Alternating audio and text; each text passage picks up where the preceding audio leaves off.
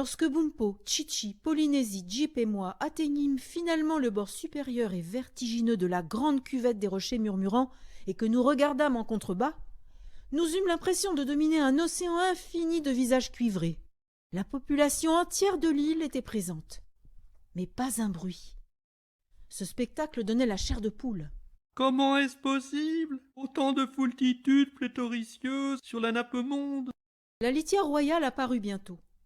Le docteur en descendit et marcha vers le trône sur un tapis de fleurs.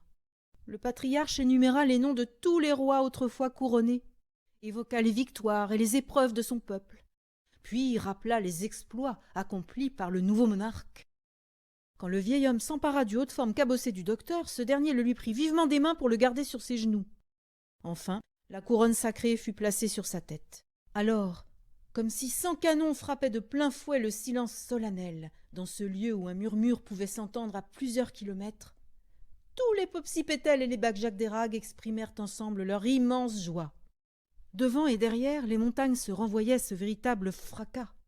Je crus que l'écho n'allait jamais mourir. Il traversait toute l'île, s'entrechoquait entre les basses vallées et mugissait dans les lointaines grottes marines. Soudain, le patriarche pointa le doigt vers le plus haut volcan.